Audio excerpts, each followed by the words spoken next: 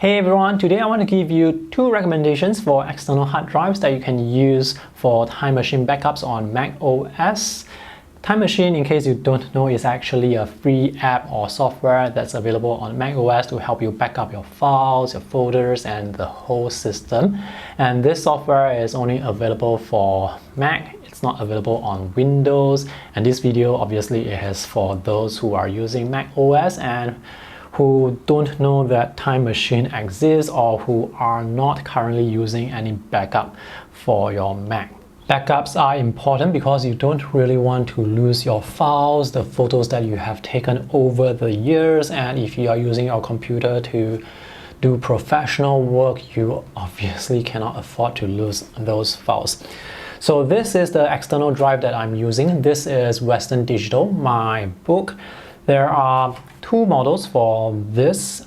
This is the one with just one single hard drive in it. You can actually see the hard drive here. By the way, these are cables that I use to tie this external drive to the bottom of my desk. So this has just one single hard drive in it. The other model, Western Digital My Book Duo, has two hard drives and hence it's 2 times thicker. This is the one that I would recommend because even with just one single hard drive, the capacity at the time of this review is now up to 16 to 18 terabytes. The hard drive that I have inside here is actually just 8 terabytes. So this is rather compact, has two rubber feet here so that I can place this on the desk. The other brand that I recommend is the Seagate Expansion. So you can choose between Western Digital, my book, or Seagate Expansion. The pricing is quite competitive. So with this external hard drive, it comes with this USB cable. This will go here, and this end is the USB Type A, which will go to your computer, and there is another port here for external power. So this needs to be powered by external power. Now if you look online, you may see a lot of portable hard disks like this, which are like smaller. They do not need to be powered externally. You can just use the USB cable to power the external drive. However, the maximum capacity for such drives at the time of this review seems to top out at 4 terabytes. So with this, you can go up to 16, 18 terabytes, and the size is just going to increase in the future, whereas the storage capacity is limited here. And the durability of such small spinning hard drives is not that great. I actually have a few of this and I have a few of them failed. So even though they are more affordable, they are very compact, easy to bring around. The reliability is questionable. If you really do need an external hard drive that you need to bring around, I recommend you go with external SSDs, which are going to be more expensive, but with SSDs, there are no spinning parts, so that's going to be like way more durable. Even though they are expensive, at least your files will be safer from a hard drive failure.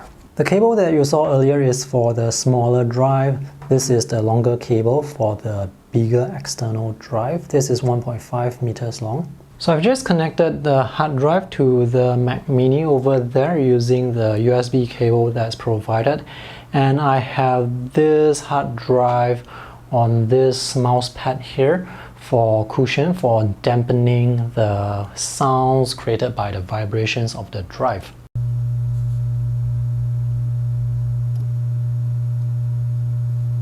That earlier was the sound of the vibration caused by this external hard drive, and the vibration was magnified because this was placed on this hard surface wooden table.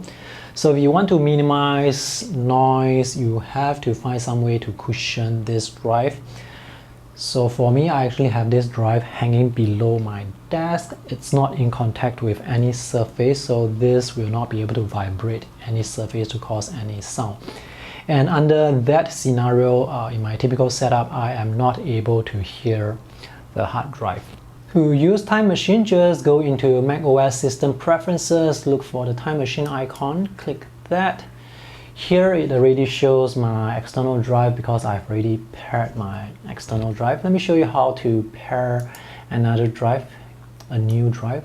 So let's say I want to use this as the Time Machine backup. I am going to click use disk. So I have this option here because now I'm using 2 external drive as the backup, and it's going to tell you that it's going to erase the external drive, basically to empty out to prepare it for use as a backup. After you erase the disk, Time Machine will start working to back up your whole system. Make sure to put a check here in this checkbox to back up automatically. There are not many options or settings you can configure with Time Machine, but let me show you some settings you can configure. So anything you do not want to back up, you can just add them here. I edit a lot of videos for YouTube on my Mac, and each project folder here has around 10 to 20 gigabytes worth of files. Sometimes a folder can go up to as much as 40 gigabytes.